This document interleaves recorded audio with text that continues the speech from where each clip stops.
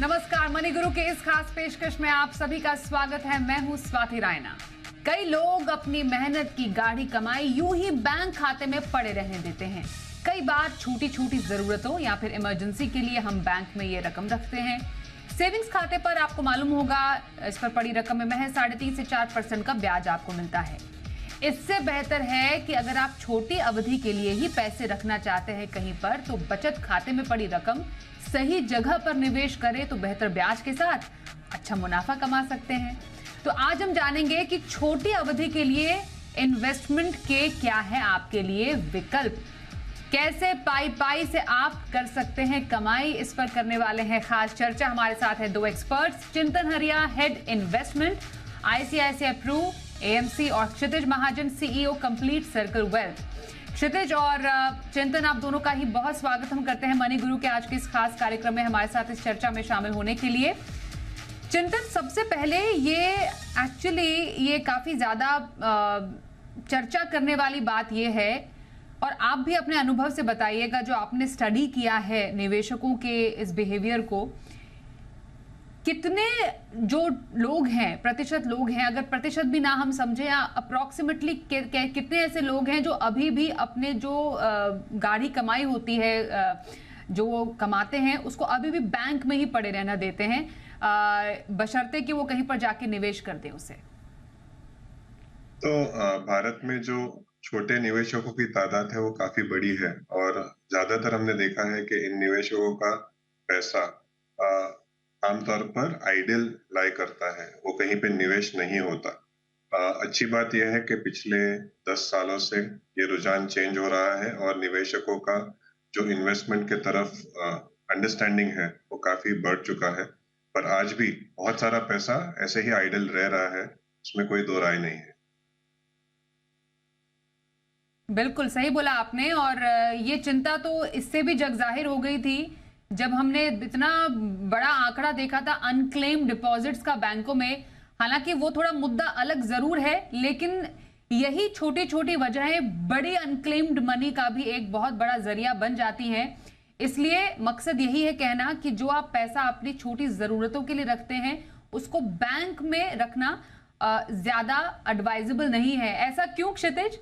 अगर मानिए आप अपना जो आप कमाई करते हैं, आप जो मंथली आपकी सैलरी आती है या एक मुश्त कहीं से पैसा आता है, आप सिर्फ बैंक खाते में रख रहे हैं और सोच रहे हैं कि ठीक है, जब भी जरूरत पड़ेगी तो हमारा सेविंग्स अकाउंट तो है सही, लेकिन बैंक खाते में इतनी बड़ी रकम रखना क्यों एडवाइजेबल नहीं है, क्यों सही नहीं है? स्वाति, धन्यवाद। बहुत ही अच्छा प्रश्न किया है। और हम देखते हैं कि ज्यादातर लोगों के पास सेविंग बैंक्स में बहुत सारा पैसा पड़ा हुआ है इंडिया में। मतलब आप सरप्राइज होंगे, कुछ लोगों के पास 5-5, 10-10 लाख रुपए सेविंग बैंक में पड़ा रहता है।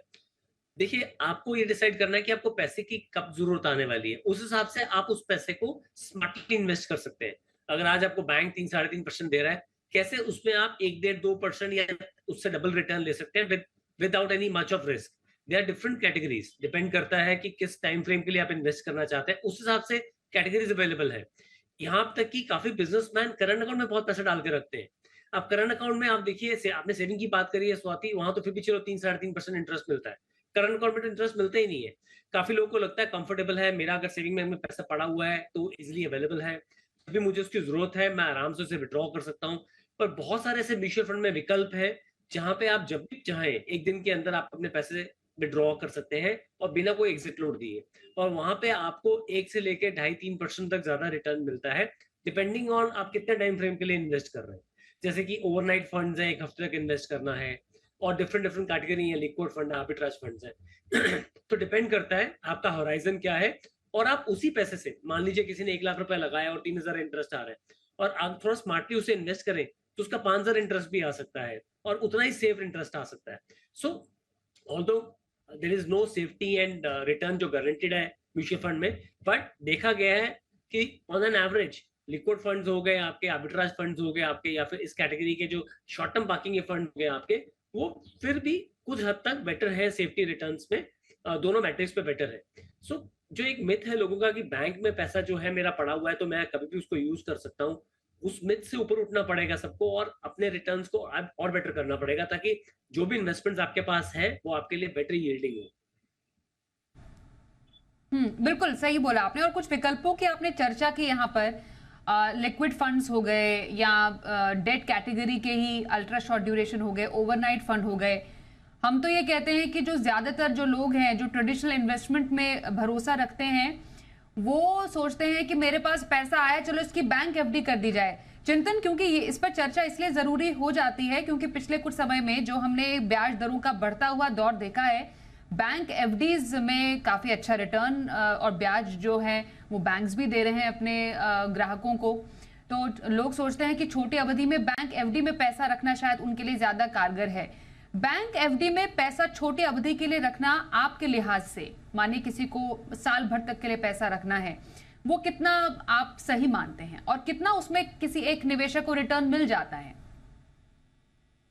तो मैं इस प्रश्न को थोड़ा दूसरे तरीके से उत्तर देने की कोशिश करूंगा। अगर हम जो म्यूचुअल फंड्स की आपने बात कही, liquid, overnight, ultra short term, उनमें अगर आप निवेश करते हो तो आपको वो सहूलियत मिलती है कि आपने निवेश किया, आपने 2 दिन, 4 दिन, 5 दिन, 8 दिन, क्योंकि अगर आपको पता नहीं है कि कितनी अवधि के लिए आपके पास आपको पैसे की जरूरत पड़ेगी। ऐसा भी हो सकता है आपको 3 दिन के बाद पैसे की जरूरत पड़े या आपको 3 महीने के बाद पैसे की जरूरत पड़े। तो जब आपको अवधि पता नहीं है आपको कब पैसे की जरूरत पड़ेगी, तो उस समय जो लिक्विड ओवरनाइट फंड्स की बात कही हमारे मित्र ने, वो आपके लिए सही रहेगा। तो म्यूचुअल फंड्स में जो liquid fund, overnight fund, ultra short term funds, जो वेरियस कैटेगरीज है, उनमें आप पैसा अगर निवेश करते हैं तो आपको जब भी पैसे की जरूरत है, आपने रिडेम्पशन किया, आपको T+1 पे वो पैसा आ जाता है। कोई लॉक इन नहीं होता और आमतौर पर 1 हफ्ते के बाद, लिक्विड फंड में तो एग्जिट लोड नहीं होता, बाकी फंड्स में एग्जिट लोड नहीं होता। तो अगर आपको पता नहीं है कि कितनी अवधि के लिए आपके पास पैसा आपको लगेगा, तो आप बिल्कुल म्यूचुअल फंड्स के जो पार्किंग स्कीम्स है उनका उपयोग कर सकते हैं, उनका अच्छी तरीके से फायदा उठा सकते हैं। रिटर्न्स की बात करें तो हर एक इंस्ट्रूमेंट के रिटर्न्स अलग अलग होते हैं। डेट में सेफ्टी ज्यादा इंपॉर्टेंट होती है रिटर्न से, पर आमतौर पर हमने देखा है कि लिक्विड, ओवरनाइट और अल्ट्रा शॉर्ट टर्म में जो रिटर्न्स होते हैं, वो जो जनरल फिक्स्ड इनकम के रिटर्न्स चल रहे होते हैं, जहां पर आपके कोई लॉक इन नहीं रहते, उसके आसपास रहते हैं। ये आपने काफी इंपॉर्टेंट बात कही चिंतन, कि जब हम पैसे सेविंग्स अकाउंट से निकाल रहे हैं, हमें उसका मकसद मालूम होना चाहिए कि हमें क्या किसी एक लक्ष्य की तरफ की वजह से उस पैसे को कहीं पर पार्क करना है, उसको निवेश करना है, या फिर कभी भी जरूरत पड़ सकती है, यानी लिक्विडिटी ज्यादा इंपॉर्टेंट है। और हम लिक्विडिटी की यहाँ पर बात करें कि कभी भी वो पैसा हमें मिल जाए वापस, ऐसी जगह पर हमें उस पैसे को डालना चाहिए। शायद बैंक एफडी ऐसी जगह है जहां पर ये पर्पस सॉल्व नहीं होता है, इसलिए ये रीजन था मेरा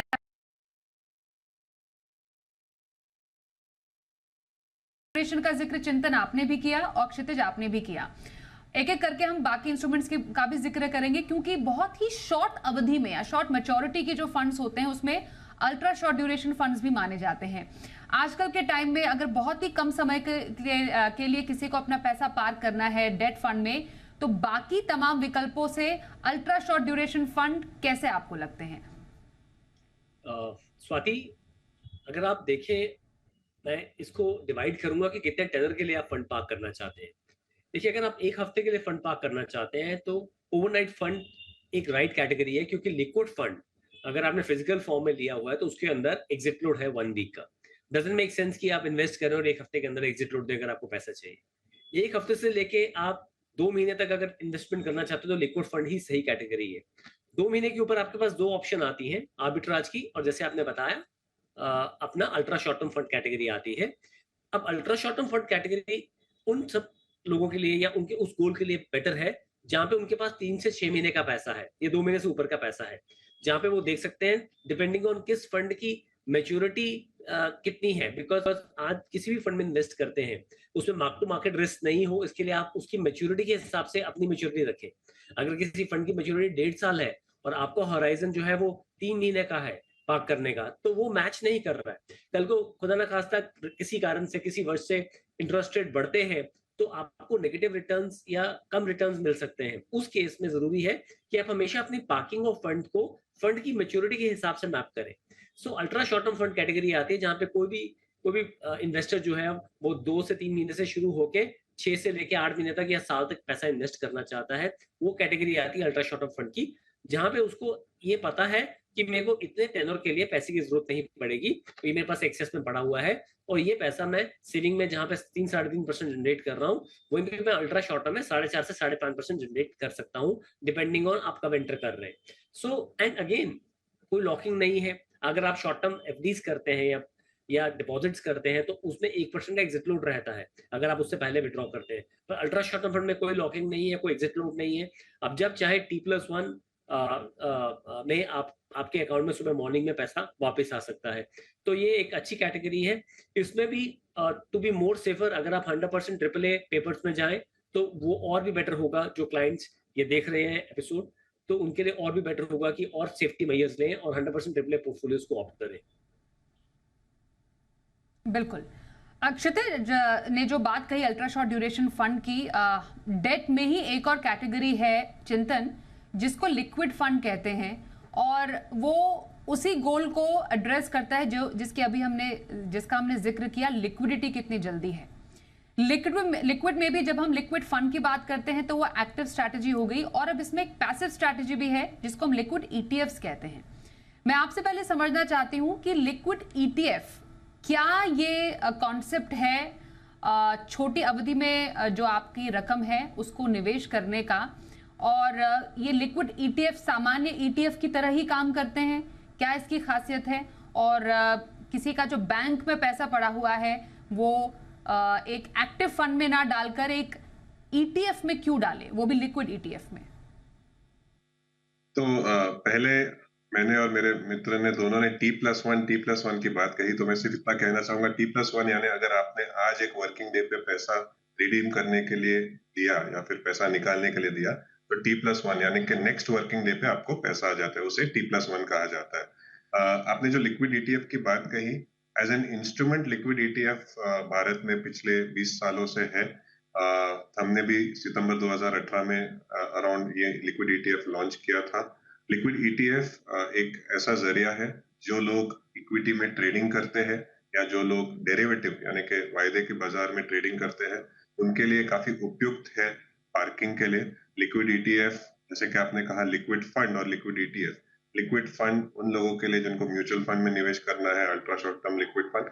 लिक्विड ईटीएफ जैसे कि ईटीएफ है, ये एक डेट प्रोडक्ट है। आमतौर पर ये एक जो ओवरनाइट इन्वेस्टमेंट होता है ट्रेप्स में, ट्राईपार्टेट रिपो, उसमें निवेश किया जाता है, सेफ इन्वेस्टमेंट माना जाता है, और हर दिन जो रिटर्न आपका बनता है इस पे, वो आपको रिटर्न में आ जाता है एज इंटरेस्ट। लिक्विड ईटीएफ का जो यूजेज है या जो यूज केस है, वो ऐसा है कि अगर आप बाजार में शेयर्स खरीदते बेचते हो, सपोज आपने आज बाजार में शेयर्स बेचे, आपको पैसा बैंक में ना आकर आपको पैसा मार्केट में ही रखना है, पर उस पे आपको इंटरेस्ट कमाना है, ब्याज कमाना है, तो आप लिक्विड ईटीएफ खरीद सकते हो। लिक्विड ईटीएफ जैसे कि मैंने बताया, 1000 के एनएवी पे ट्रेड होता है मार्केट में आमतौर पर, और आपको वो लिक्विड ईटीएफ का जो ब्याज है वो आते रहेगा। 3 दिन बाद आपको वापस इक्विटी मार्केट में खरीदी करना है, तो आपने लिक्विड ईटीएफ बेचकर आप मार्केट में शेयर्स खरीद सकते हो। तो जो लोग ट्रेडिंग करते हैं इक्विटीज में, उनके लिए लिक्विड ईटीएफ एक बहुत अच्छा जरिया है। आपको डीमैट अकाउंट की जरूरत पड़ती है लिक्विड ईटीएफ में, और आज बाजार में शायद 3 लिक्विड ईटीएफ अवेलेबल है।